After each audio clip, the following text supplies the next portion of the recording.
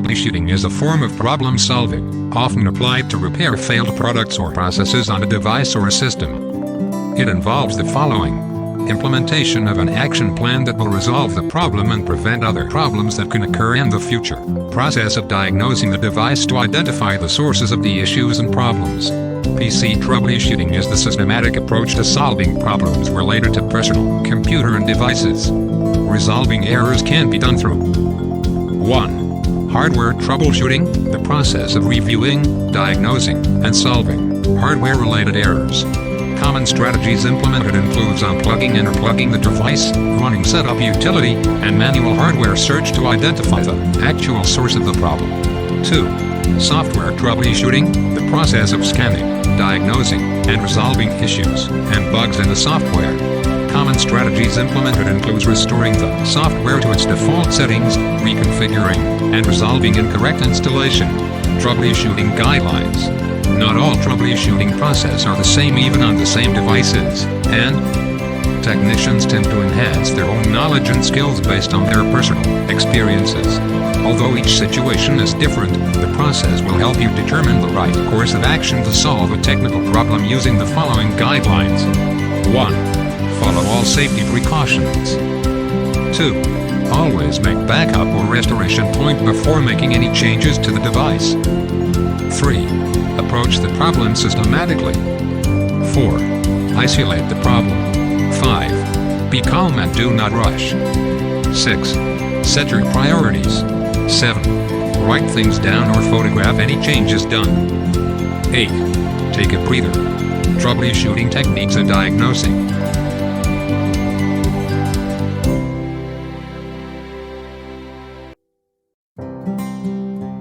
With just a click of a button you can search anything. Troubleshooting guides and videos. Tutorials are now easily accessible to all.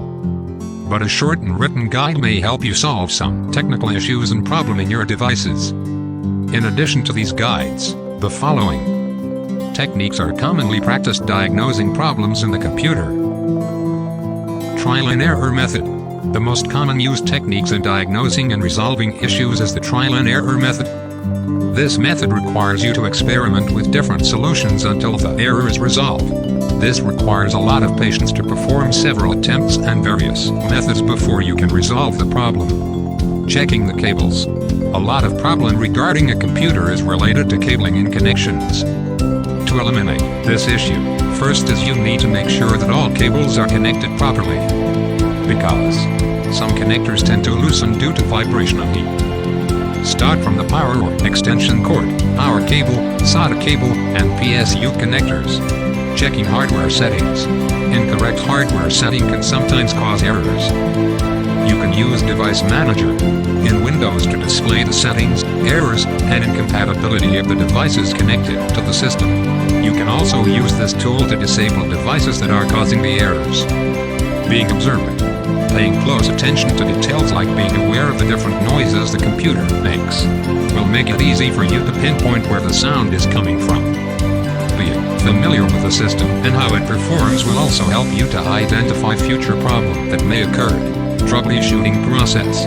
Computing Technology Industry Association has developed specialized initiatives and programs dedicated to major areas within the IT industry. They recommended a series of steps that takes you through the process of resolving computer problem. The figure below illustrates these steps. Identify the problem. Establish a theory of probable cause. Determine the exact cause. Establish a plan of action to resolve and implement the solution. Verify solution and full system functionality. Document findings. The first thing you need to be aware of when troubleshooting a problem is understanding that the symptoms are not the problem. The actual problem is what's causing the symptoms to manifest. To identify the problem, use the following procedures as needed. Gather information. Duplicate the problem, if possible. Question users. Identify symptoms. Determine if anything has changed. Approach multiple problems individually. Before making any changes, make sure you safeguard current settings.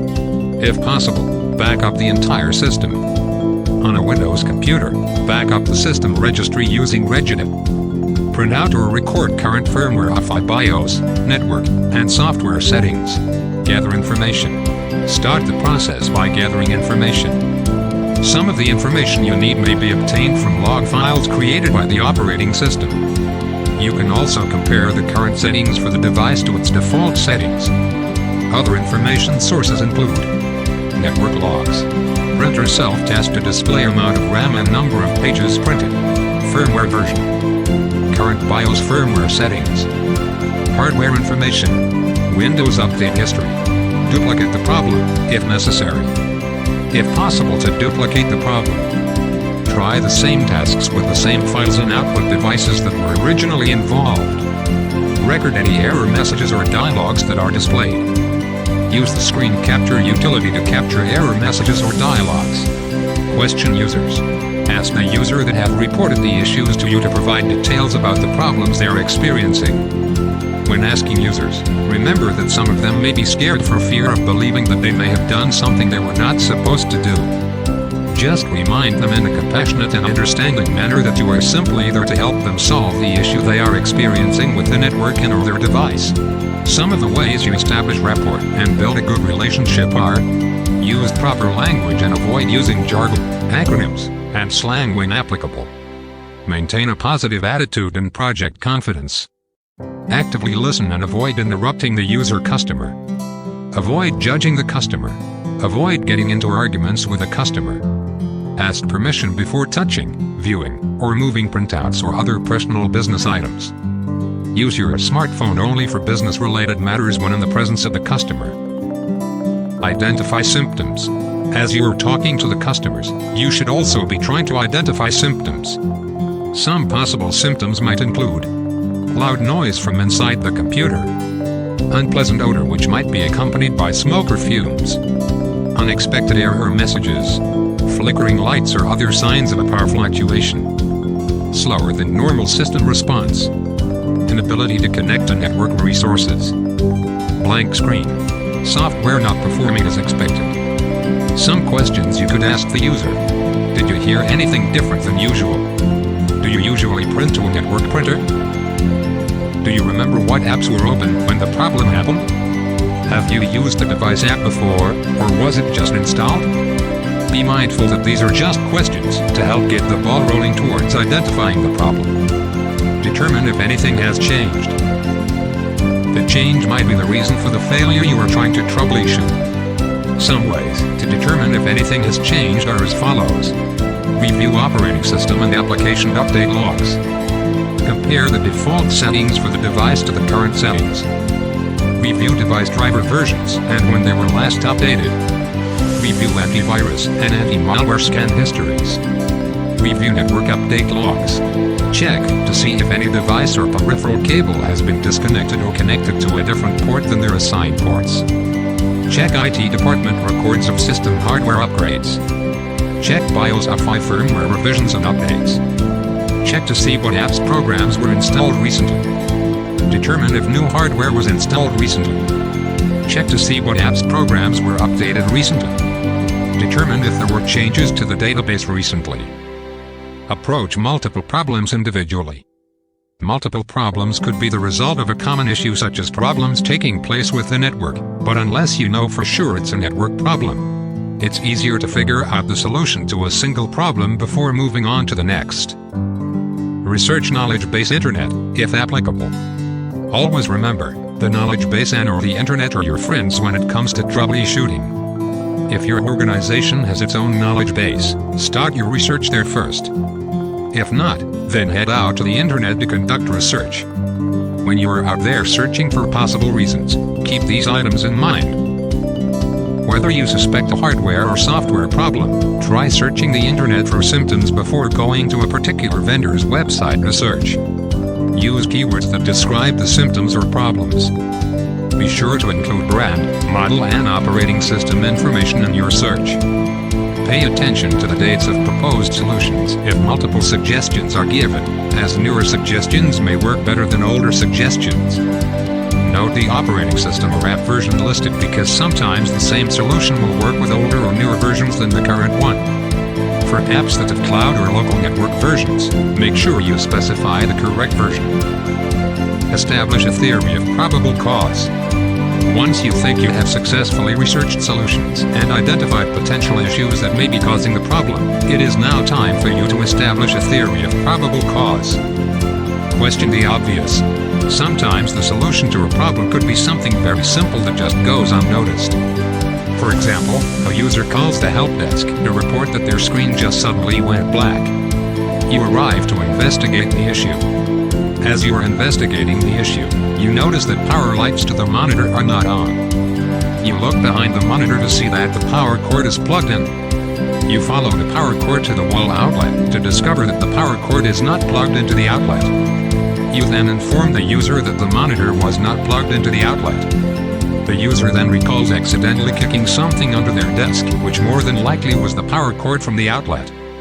You then plug the power cord back into the wall and secure the power cord with zip ties to the desk in such a manner as to prevent the user from accidentally kicking the power cord in the future. Problem solved. Consider multiple approaches. A rule you should tell yourself is the KI's rule: keep it simple, stupid. Sometimes there are multiple approaches to solving a problem, but it is best to go with the simplest and most easy to implement an approach. For example, if a user is experiencing problems with their keyboard such as sticky keys, simply swap out the keyboard for another one so the user can continue on with their work instead of you trying to take apart keys to remove the stickiness. Divide and conquer. Sometimes problems arise that may deal with components and their various subsystems. Take for example a printer. From the time a user hits the print button until a document is actually printed out, there are various subsystems linked to the printer which could possibly cause a print failure.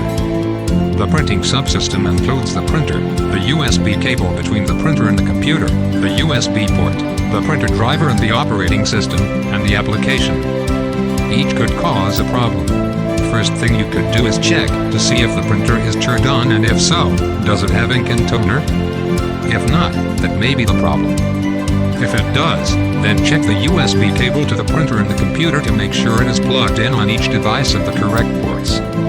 If not, then move on to the next print subsystem until you isolate the problem. This is called the divide and conquer technique, which allows for you to find and fix problems in a systematic manner. Test the theory to determine the cause. Once you believe you have established probable cause, it is now time for you to test a theory to determine the cause. To test a theory, change what you think is causing the problem. Some examples are as follows.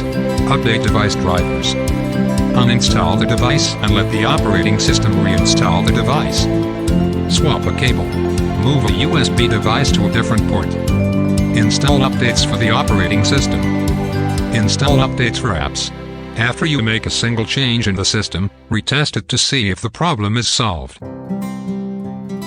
Side note, if you don't record the current configuration of the system's hardware and software before you make a change to test your theory, you will not be able to reset the system to its previous condition if your first change doesn't solve the problem. Once the theory is confirmed, determine the next steps to resolve the problem. If your theory is confirmed, it's now time to resolve the problem.